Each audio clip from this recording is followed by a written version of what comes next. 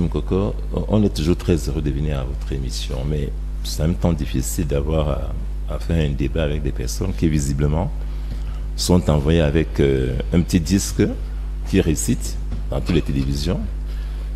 Et on a pu voir l'autre jour, vous êtes des journalistes, Bikoro, c'était un éminent dans cette profession. On a vu 6-7 journaux avoir la même une, accusant. Je n'ai pas ouvert la bouche à parler, monsieur. Non, non, c'est pas bien. Vous savez, parce qu'autrement, moi je vous respecte. Faites-le pour moi, même pour l'âge. Il va le faire. On est sur le débat. C'est un communicant du RDPC. Je suis vice-président du MRC. Je pense qu'il faut respecter ça aussi. Il faut respecter ça. Donc maintenant, je disais que et dit des choses sont d'une gravité effarante. Et il le dit avec tellement de légèreté et en m'interpellant directement. Il m'interpelle directement. Mais monsieur, il a parlé pendant 5 minutes sans nous dire aucun élément qui prouverait un quelconque rapport entre Maurice Kamto et l'agression du ministre Monona Fotso. Aucun. J'ai attendu de voir est-ce qu'il a appelé ces gens, est-ce qu'il y a un coup de fil qu'on a retrouvé entre lui et ces gens, est-ce qu'on ne dit rien, il n'y a aucun élément de fait, mais on vient quand même à la télévision dire des choses pareilles. Je pense que on est fatigué de faire des procès, sinon demain lui dirait devant les enquêteurs pour qu'ils nous disent quels sont les éléments sur lesquels ils se basent, et même des journaux qui ont publié ça. C'est ça la violence, en fait, voyez-vous. Assez. Maître Emmanuel Sim n'a pas mâché ses mots. Accusation, amalgame, procès d'intention, il démonte tout, point par point. Depuis l'affaire de Bruxelles, une question agite la scène politique camerounaise. Le MRC est-il complice des exactions de la brigade anti-Sardinard? Pour certains, la réponse est évidente. Le parti de Maurice Kamto et la BAS seraient les deux faces d'une même pièce. Mais pour maître Emmanuel Sim, vice-président du MRC, ces accusations relèvent tout simplement du pur fantasme. Et il ne compte pas laisser passer. On voit la violence de ces gars de la BAS, mais on refuse de voir cette violence exercée contre un Camerounais de manière aussi coordonnée. Et que je vois encore ce matin à la télévision. On vient dire, oui, mais Kamto est à l'origine de l'agression de monsieur le ministre. Est-ce que Kamto savait qu'il était un Manoro? Est-ce que Kamto le savait? Il n'en savait rien du tout. Je vous assure que moi, je n'en savais rien. Je ne connais même pas ce ministre-là. C'est un homme assez effacé plutôt. Donc, quel intérêt, nous, comme parti politique, on aurait à faire agresser physiquement un ministre? Ça n'a pas de sens. Mais vous le dites quand même sans faire un pas de recul. Vous le dites quand même. Des choses aussi graves. Vous savez, on a accusé cet homme-là d'être pédophile avec les enfants. Les gens ont dit à la télévision. Et ça vous interroge par cette violence qui est exercée sur cette personne-là. On doit faire attention.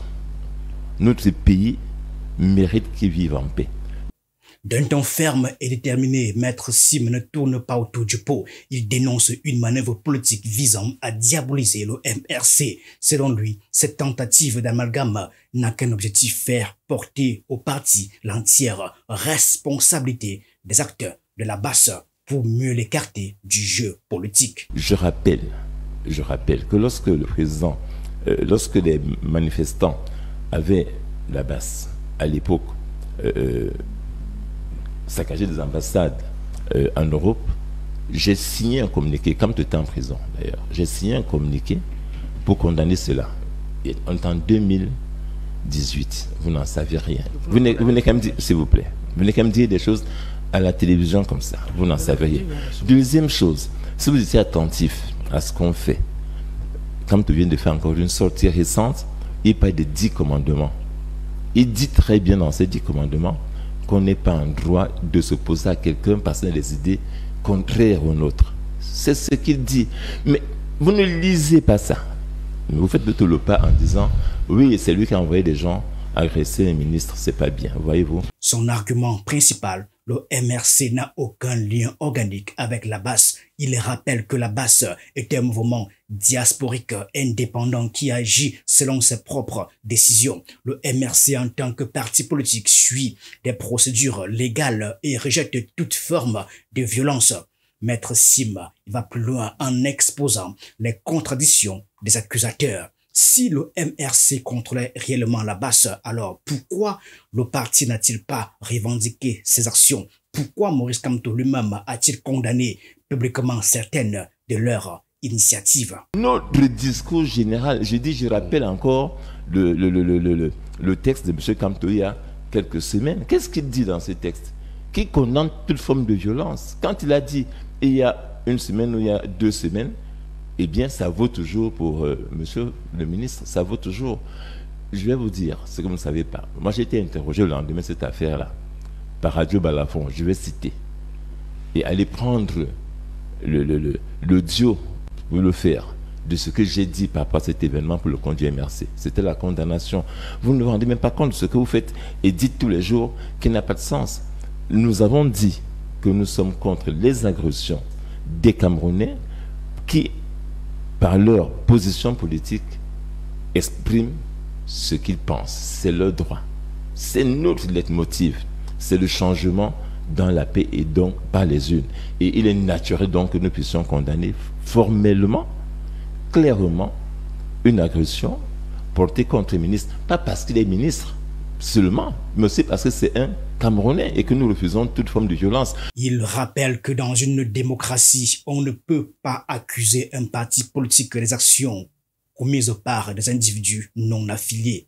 Il fait un parallèle. Devrait-on accuser le RDPC à chaque fois qu'un de ses militants est impliqué dans des violences?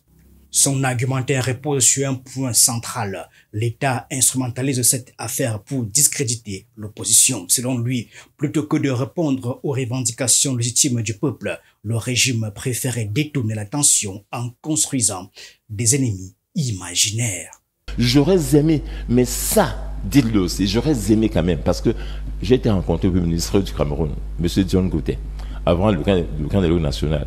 Et je lui ai demandé, M. le Premier ministre, est-ce que vous savez que le vice-président du MRC, M. Mamadou Mota, a eu le bras cassé par les gendarmes et que le gouvernement du Cameroun n'a fait aucune réaction? Mais c'est ça le problème. C'est-à-dire qu'on a le sentiment qu'aujourd'hui au Cameroun, si on est ministre et qu'on est agressé, ça devient une affaire d'État. On appelle même ces gens les terroristes. On donne tous les noms aujourd'hui. C'est très bien. Mais, monsieur, combien de Camerounais sont malmenés dans leur exercice politique dans ce pays? Combien? Mais monsieur, combien de Camerounais sont en prison aujourd'hui pour leurs idées politiques alors qu'ils n'ont rien fait? Combien? Donc, je veux dire ceci. Il ne faut pas qu'il y ait au sein du gouvernement camerounais, parce que c'est lui que moi j'interpelle comme homme politique de mon niveau. Notre gouvernement, et comme avocat, comme vieil avocat, notre gouvernement a la responsabilité de condamner tous les actes de violence qui sont faits dans notre pays. Il doit le faire. Il ne peut pas se contenter de dire oui, on a agressé telle personne, on condamne. Quand c'est des autres, on ne condamne pas. C'est ça que j'ai dit.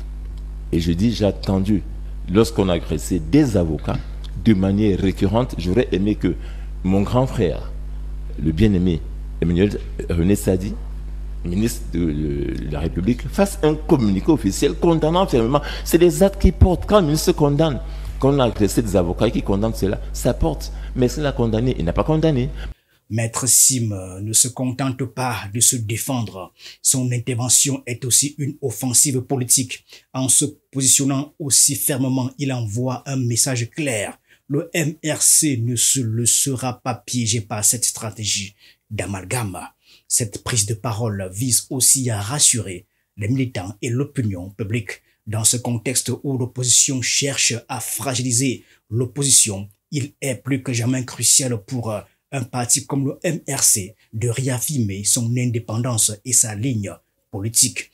Mais cette déclaration suffira-t-elle à dissiper les doutes ou au contraire va-t-elle raviver les tensions entre le MRC et la diaspora?